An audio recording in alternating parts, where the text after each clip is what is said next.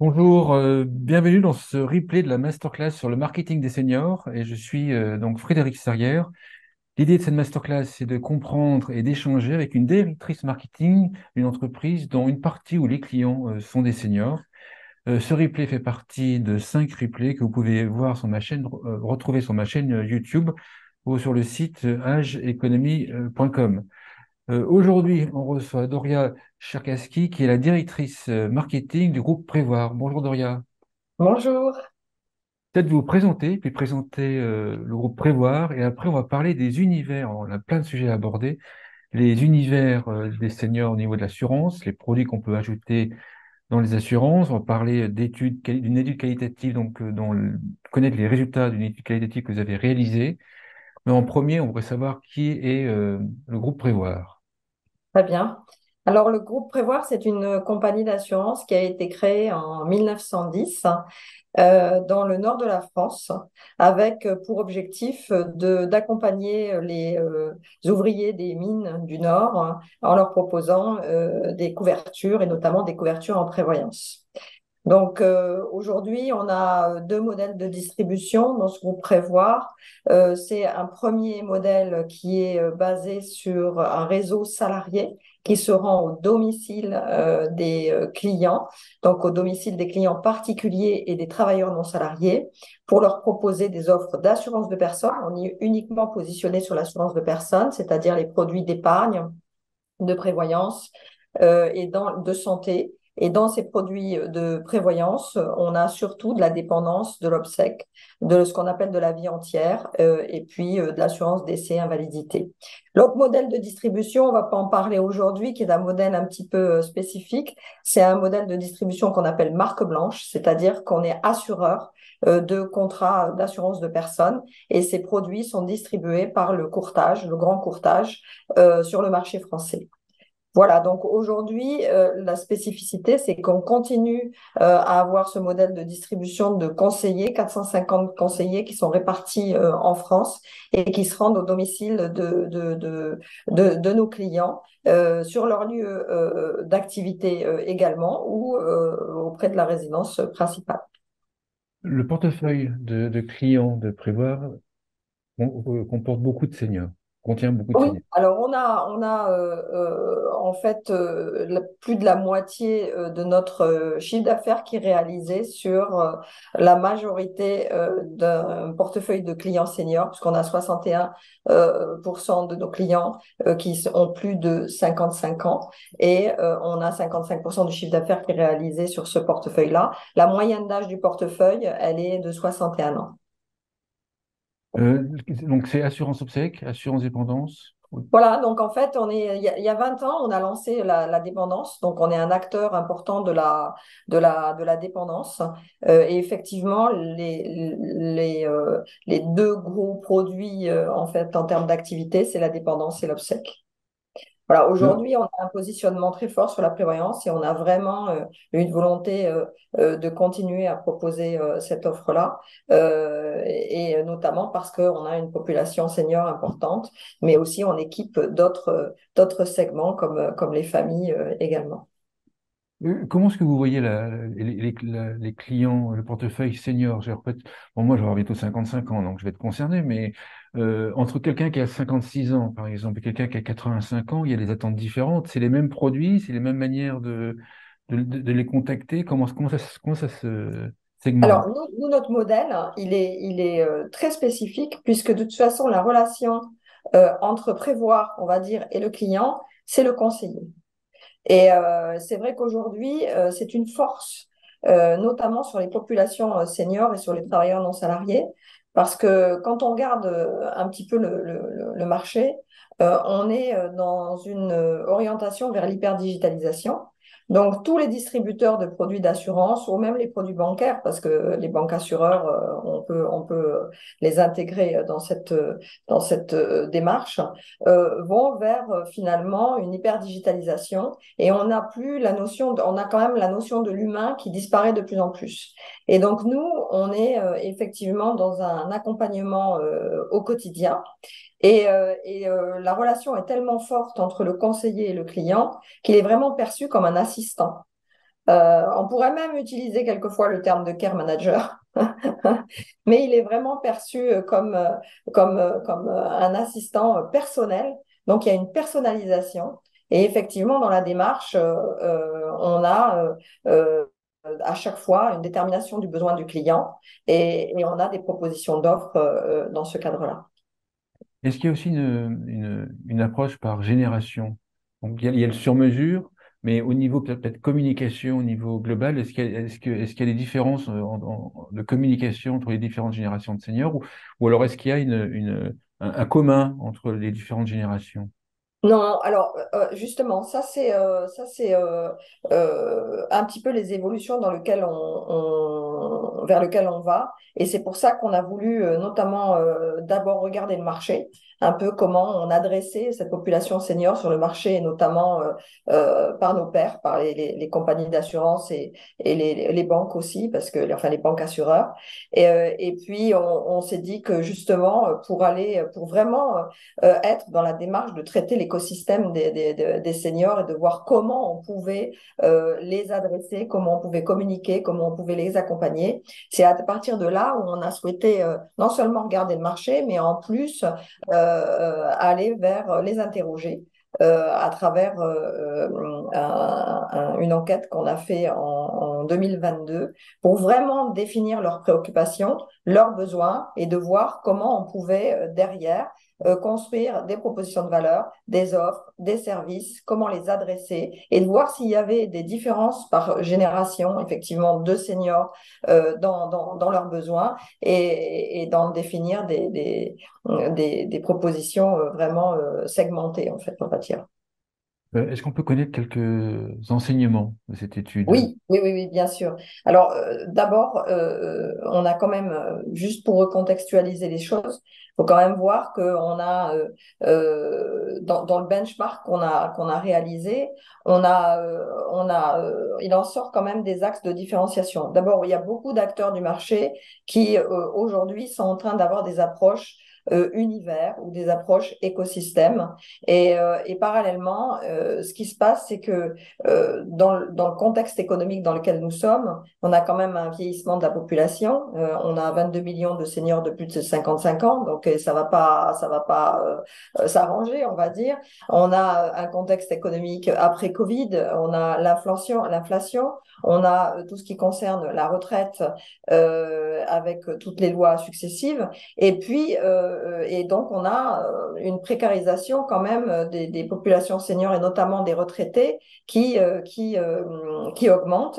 Avec un point important aussi, c'est que on a aussi tout ce qui concerne la santé et une augmentation de l'inaccessibilité aux soins et notamment côté senior. Donc dans ce contexte-là, nous parallèlement les assureurs, on a une réglementation de plus en plus forte, c'est-à-dire que le législateur nous impose de réglementer de plus en plus nos offres, notre approche. Et en fait, on a finalement une standardisation des offres. Donc, on est tous dans cette même réflexion, il faut quand même le dire, de se dire comment on peut aller plus loin et travailler par écosystème, notamment sur les populations seniors, parce qu'on est tous, on souhaite tous adresser et mieux adresser ces populations seniors, et de voir comment on peut intégrer des services, de la prévention, qui va de la prévention à des services beaucoup plus importants, et comment on peut se positionner non pas comme seul assureur avec il y a un événement déclencheur plus ou moins dramatique et on paye l'événement et finalement on paye le sinistre et finalement on apparaît comme juste un acteur qui propose une somme. Donc tout ça, ça fait partie de notre réflexion. Et puis l'année dernière, effectivement, on a créé des groupes de seniors de 55 à 75 ans et on les a localisés dans des petites villes de province parce qu'on a quand même une répartition de la population senior. Et puis, on a voulu aussi vraiment rester sur notre cible en termes de population. Et on a regardé effectivement quels étaient leurs besoins. Alors, qu'est-ce qu'il en sort de ces éléments? Il y a quand même deux grands constats. D'abord, effectivement, on a segmenté orienté 55, 65, 65, 75 on a tiré deux grands constats. Le premier, c'est que ils ressentent la nécessité, et notamment pour les plus jeunes, finalement, de profiter du moment présent. Donc, il y a une volonté d'accélérer finalement le fait de profiter du moment présent avant une anticipation des problématiques de santé qui vont arriver. Ils sont conscients que voilà, on rentre dans une phase où il va y avoir des problèmes de santé, etc. Donc il y a vraiment cet élément qui ressort de façon assez forte. Le C'est-à-dire que deuxième sur ce constat, point, sur ce point, le moment présent, ils le traduisent comment? Ils disent on verra plus tard pour ce qui peut nous arriver derrière, ou on s'organise pour être après dans le moment présent. alors, on a une prise de conscience en fait, et on a une volonté d'accélérer ça. Donc, il y a la volonté de se dire, ben, en fait, moi, je me suis occupée de mes enfants, ça va bien. Maintenant, je commence à voir que mes parents, ben, ça commence à aller un peu plus mal. Donc, j'ai besoin de profiter. Je vais avoir, pour ceux qui sont actifs, je vais avoir un passage à la retraite où effectivement, je vais avoir une réduction du pouvoir d'achat. Donc, tout va bien pour le moment. Donc, je profite des loisirs. Je m'organise. J'ai envie de faire plus de sport. J'ai envie de mieux m'alimenter. J'ai envie Enfin, c'est vraiment finalement une concentration sur soi-même plus D'accord. euh, et, euh, et, euh, et une volonté de profiter de tout ce qu'on peut profiter avant justement que les signes de vieillissement inéluctables apparaissent et on puisse plus le faire. D'accord. Euh, et donc, effectivement, ce qui était ressorti, c'est un peu un sentiment d'égoïsme assuré, on va dire, assumé. Donc voilà, donc ça c'était un point important. Et puis le deuxième grand constat, et notamment pour les plus âgés, c'est aussi ils sont soucieux de ne pas se couper du monde. Un monde qui évolue, un monde qui se digitalise, qui se numérise. Et là, effectivement, il y a une anxiété autour de tout ça, de ne pas perdre la main, de ne pas être sorti du lot. Et en plus, avec ça, ressort la vue d'un monde la mondialisation, l'augmentation de la violence. C'est ressorti vraiment un monde qui se déshumanise, un monde qui se numérise. Et comment je retrouve ma place dans ce monde-là. Voilà. Sur ce point, il y a des différences entre les différentes générations. Est-ce que les plus âgés Oui, ont plus peur, entre guillemets? oui, oui. Ouais. Oui, il Bon. y a le premier, il est dans la consommation, l'accélération, le profit du bien-être de soi, et le deuxième, il est dans l'anxiété. Et d'ailleurs, c'est vraiment ce qu'on a ressenti dans ce focus, et ce qui nous a surpris, c'est que à partir d'un certain âge, il y a une anxiété, mais il y a un réalisme aussi qui fait que il faut que je continue à bien vivre, mais dans ce monde, comment je trouve ma place? Comment je m'isole, enfin, comment j'essaye de ne pas me retrouver dans un sentiment d'isolement. Et aussi, il y a l'anticipation après de la dépendance et tout qui intervient. Voilà, donc en fait, en fonction de l'âge, pour les plus jeunes, c'est je profite, mais en même temps, finalement, il y a une certaine anxiété qui ressort sur le passage à la retraite. Alors, le passage à la retraite, c'est vraiment un point extrêmement important. Il y a un sentiment de volonté d'anticipation de ce passage à la retraite, et aussi comment je me retrouve après à la retraite. C'est-à-dire que est-ce que j'ai envie d'y aller? Comment je vais gérer mes activités? Qu'est-ce qui va se passer? Qu'est-ce que je vais faire? et en même temps, mon pouvoir d'achat va me diminuer. Donc ça, c'est un point très fort. Et c'est là un point où les assureurs, effectivement, on a un rôle à jouer, notamment dans l'éducation et dans l'accompagnement de ce passage à la retraite. Et après, comment on peut accompagner aussi derrière. Mais c'est vraiment un moment clé. Et puis pour les plus âgés, effectivement, c'est se préparer à la fin de vie. Donc, donc je commence, enfin, je suis aidant. Qu'est-ce qui va m'arriver moi derrière? Effectivement, c'est comment je me prépare à ça alors que j'assiste au déclin et au vieillissement et au déclin de mes parents, quoi. Voilà, donc on a vraiment des constats assez forts qui sont ressortis. Ces deux grands constats, finalement, se retrouvent autour de cinq grandes familles. On a des préoccupations qui se retrouvent autour de cinq grandes familles. Le premier, c'est pour tous, quelles que soient les tranches d'âge, c'est le bien vieillir. Donc, avec deux grandes familles de préoccupations majeures, la santé et le pouvoir d'achat, bien sûr. C'est l'accessibilité à la santé, pouvoir profiter de la vie en toute autonomie, et c'est bien vieillir en bonne santé, l'accessibilité, et puis tout ce qui tourne autour, le comportement personnel pour continuer à bien vivre. Et le deuxième, le pouvoir d'achat, effectivement, c'est bien vivre en bonne santé, mais avec des sous, c'est vraiment ce qui ressort. Les jeunes seniors, je ne sais pas si vous l'avez dans l'étude, les jeunes seniors ont une vision du bien vieillir qui diffère des plus âgés ou c'est la même vision? Enfin, ma question, c'est qu'est-ce qu'ils entendent par bien vieillir de leur côté? Alors, ben, bien vieillir, ils sont dans le moment présent, en fait. Ils sont, les plus âgés sont plutôt dans le bien finir. D'accord. Les plus jeunes, ils sont dans le bien vieillir, c'est-à-dire le maintien de la bonne santé. Et le maintien de la bonne santé. Ouais, le maintien de la bonne santé.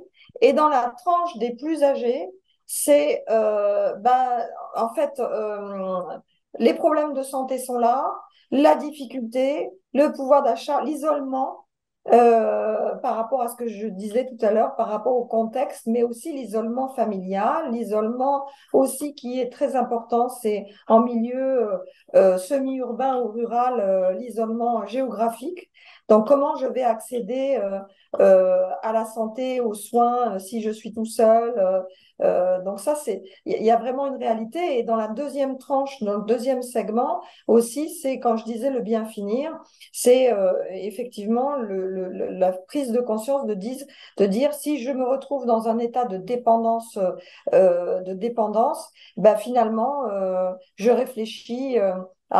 Les questions d'euthanasie sont énormément ressorties. On a été très surpris finalement, de ne pas continuer à rester dans un état de dépendance totale et de se dire, bah, je finis bien et c'est moi qui gère la façon dont je finis.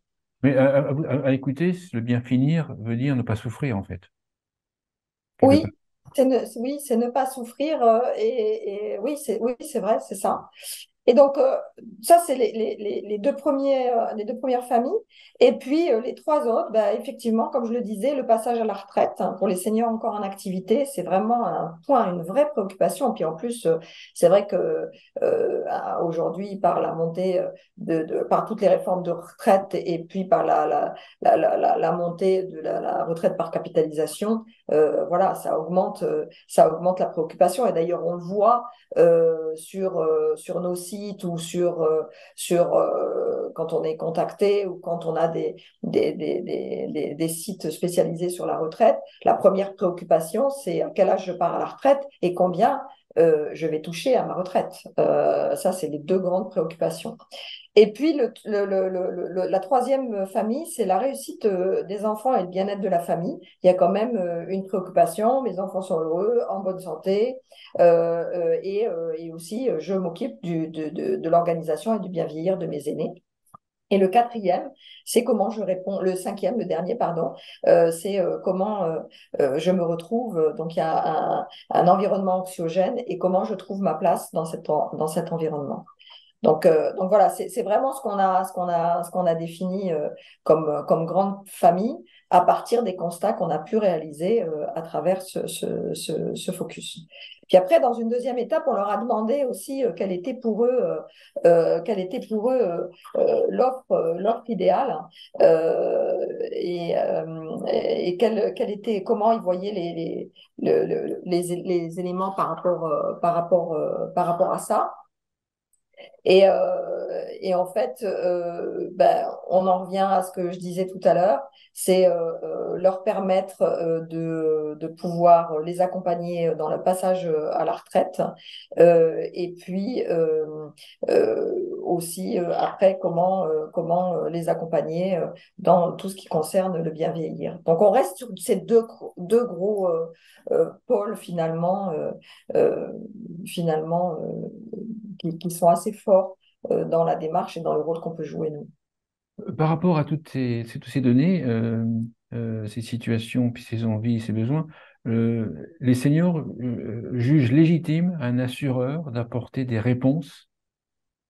Et est-ce que l'assureur est légitime pour éviter la souffrance, par exemple pour le bien vieillir? Vous voyez ce que je veux dire?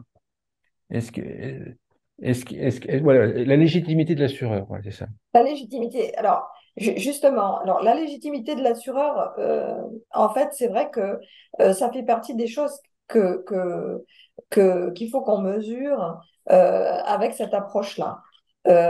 Donc, l'image de l'assureur, justement, aujourd'hui, et d'ailleurs, le monde de l'assurance travaille là-dessus, y compris avec la fédération, c'est en premier lieu, j'ai un problème, l'assureur ne veut pas payer, ou l'assureur, surtout pour la partie dommage. Pour la partie assurance de personnes, c'est un petit peu différent parce qu'il est méconnu, en fait.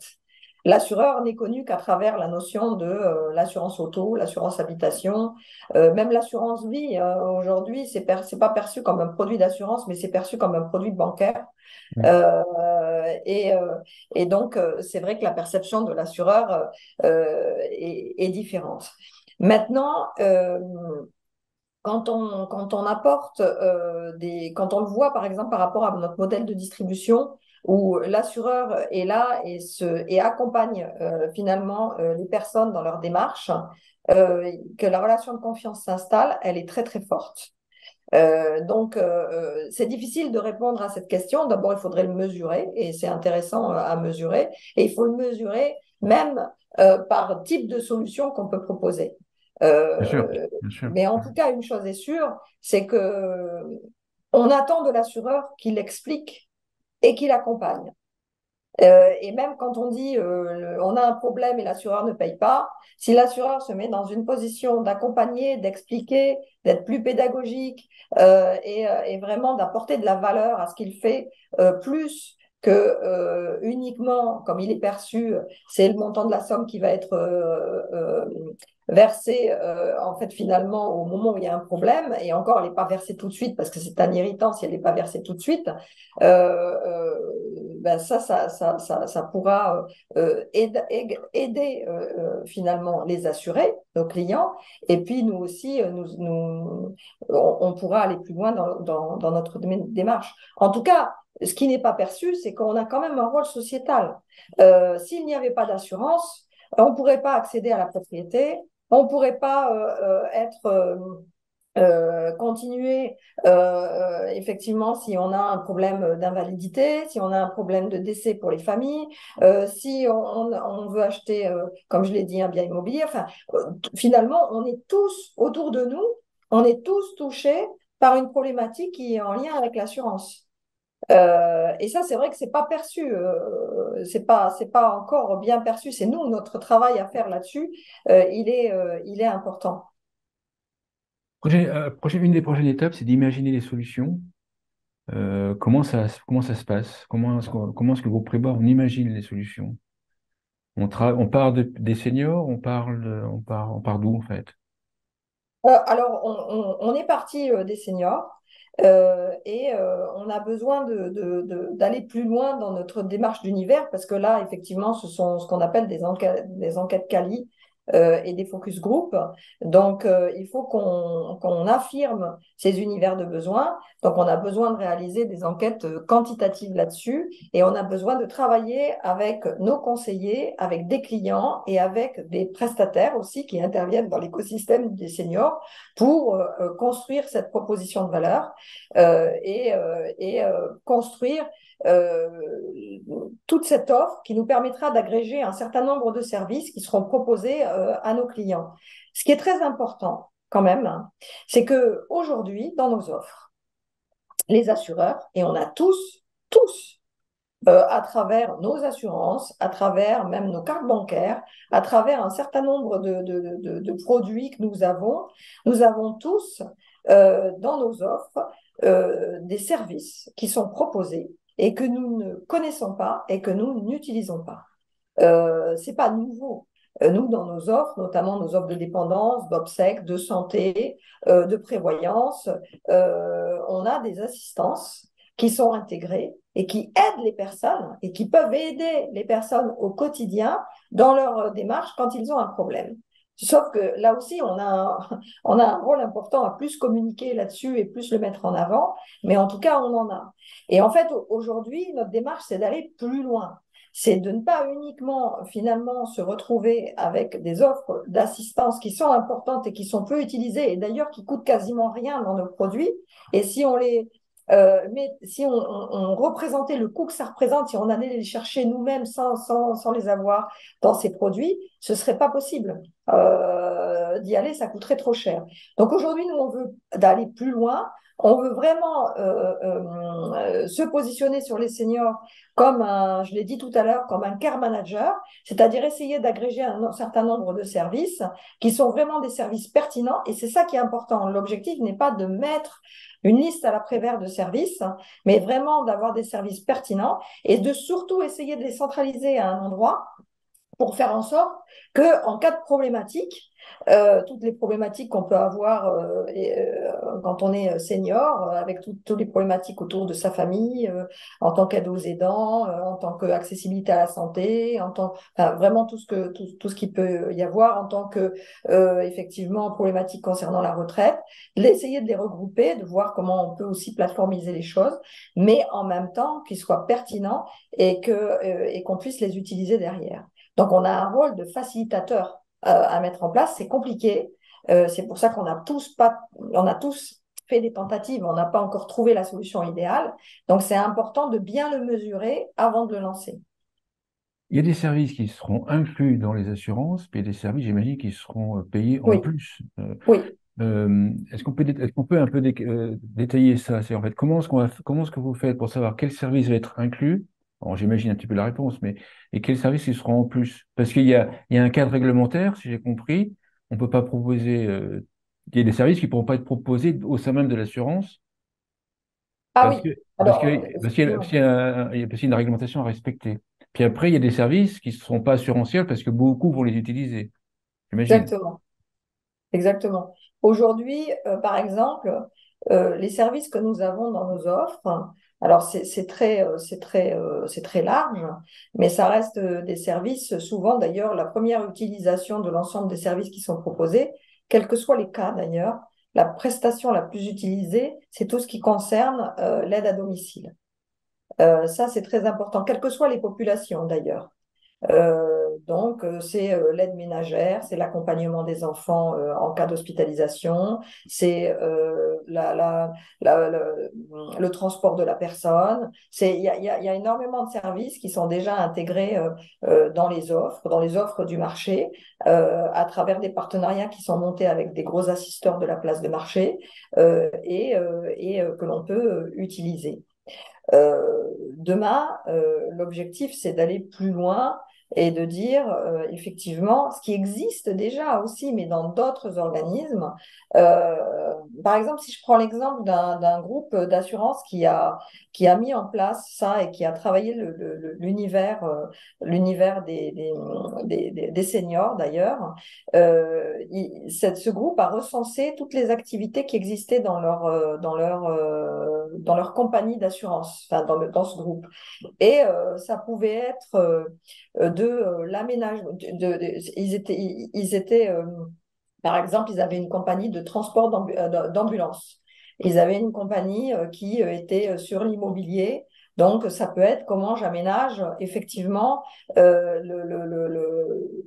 comment j'aménage le, le, le lieu de résidence principale pour faire en sorte que je puisse accueillir une personne dépendante. Tout ça, on ne l'a pas dans nos produits d'assurance et on ne l'a pas au niveau des assistances. Ça demande de travailler avec l'immobilier, ça demande de travailler, il y a tout ce qui concerne la chute, il y a tout ce qui concerne... Donc là, il y a des prestataires de services qui existent et on a plein de choses, hein, mais personne ne sait vraiment réellement où aller au moment où il y a le problème. Ça, c'est la première chose d'ailleurs. C'est d'agréger tous les services qu'il peut y avoir, parce qu'au moment où on a un problème, et ça arrive assez rapidement, notamment dans les populations seniors, notamment pour l'aide aux aidants, bah, finalement, comment j'organise tout ça? Qu'est-ce que je regarde? Qui je vais voir? Entre les collectivités, entre l'État, entre la sécurité sociale, d'ailleurs, on ne pense pas forcément à l'assureur. C'est vrai que tout à l'heure, vous m'avez posé une question sur est-ce que l'assureur est légitime.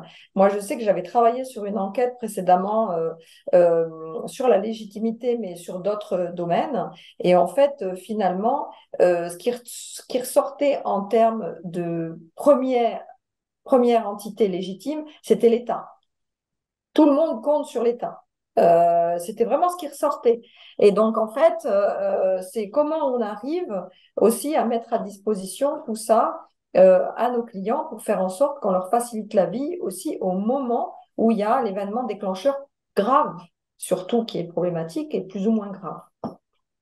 Si j'ai un service que je pense intéressant pour les seniors, on va prendre la téléassistance pour que ce soit simple pour tout le monde. Oui. Je viens voir le groupe Prévoir, voilà, j'ai un service de téléassistance. Je voudrais que mon service, je vous propose que mon service soit inclus dans les assurances, dans vos assurances. Vous réagissez comment? Vous me dites, bah non, ça ne peut pas parce que c'est, voilà, ça sera en plus. Attendez, il faut qu'on calcule la rentabilité avec les actuaires. Comment ça marche? Vous voyez, c'est ça que je voulais savoir. Comment ça marche? Alors, si je prends l'exemple de la téléassistance, d'ailleurs, qui est un axe qui a été mis en lumière, il y a certains acteurs qui le proposent effectivement dans leur démarche. D'ailleurs, il y a des compagnies d'assurance qui ont des compagnies de téléassistance intégrées. Donc, du coup, ce qui est très important là, c'est que quand on va définir nos offres en amont, on regarde effectivement en fonction des besoins s'il y a la nécessité de mettre en place la téléassistance ou pas. Et à partir de là, si vous venez me voir et vous me dites, voilà, j'ai un service de téléassistance et je voudrais le mettre en place dans vos offres, eh ben, c'est quelque chose que l'on partage et que l'on regarde. Je ne vais pas vous dire non ou oui. Je vais regarder effectivement les besoins, les besoins des clients, les besoins du marché, ce que ça peut apporter à nos clients, et après, on va construire le modèle économique. Voilà. Ce qu'il faut savoir, c'est que, en fait, dans la partie assurance, les parties services et assistance sont finalement représentent un coût minime.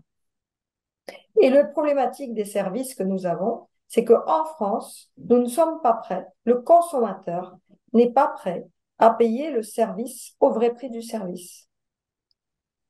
Donc, à chaque fois, il faut qu'on arrive à intégrer ce service finalement, qu'il apparaisse comme étant, on est plus sur une perception du service gratuit que du service payant. C'est la difficulté que nous avons tous, d'ailleurs, c'est que quand on souhaite mettre en place des services qui sont utilisés, des services à forte valeur ajoutée, c'est quel modèle économique on met en face, parce que le français, entre guillemets, n'est pas prêt à payer ce service.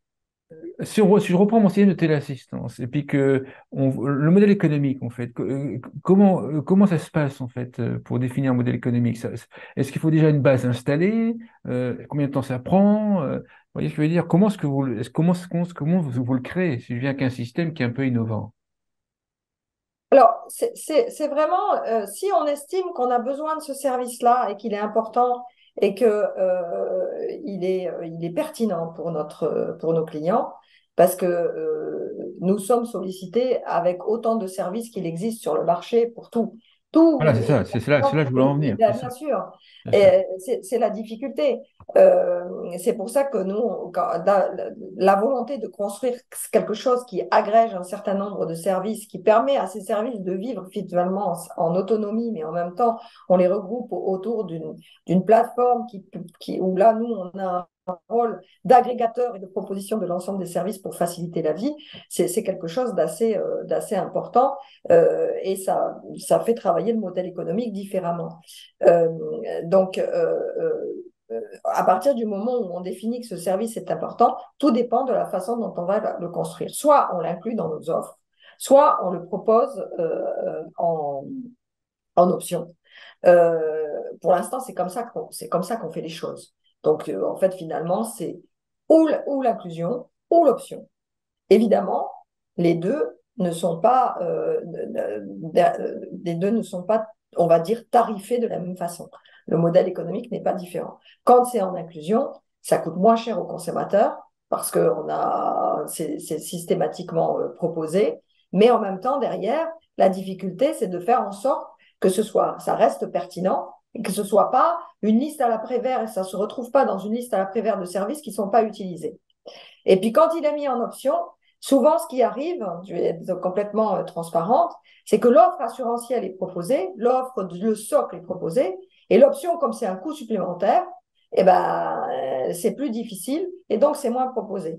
Donc il y a quand même, en fait c'est pas binaire, c'est pas aussi facile que ça. Donc comment arriver pour faire en sorte que quand on propose des services, effectivement, ce soit le bon service à la bonne personne et qu'il soit utilisé quand il en a besoin et en même temps en conservant un bon modèle économique et puis une rentabilité sur le sujet. Enfin, je veux dire, c'est pas, mais même pour le prestataire qui nous le propose.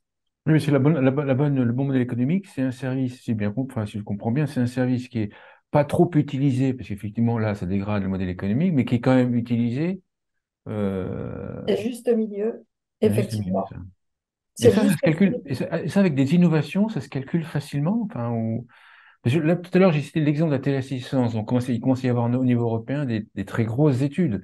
On voit combien on l'utilise, pourquoi, etc. Est-ce que ça reste quand même plus difficile quand c'est une innovation dont on ne connaît pas qui l'utilise vraiment Ah pourquoi? ben, après, c'est une prise de risque hein, et après, ça se suit. Effectivement, vous avez raison. J'y vais et puis je regarde comment ça évolue. Je teste, j'étudie et puis ça, c'est le principe aussi un petit peu de l'assurance. Hein. On prend un risque au départ. Hein. Donc, soit c'est un risque connu et on tarifie en fonction du risque connu, soit c'est un risque inconnu et on projette et on regarde et puis on suit de près. Super. Une conclusion ou un point à rajouter avant qu'on passe aux questions. Mais une conclusion, c'est qu'on a du travail. D'accord. D'accord. On a beaucoup de Merci. travail. Merci Doria. Doria Cherkaski, je rappelle que vous êtes directrice marketing du groupe Prévoir. Merci beaucoup. Merci beaucoup.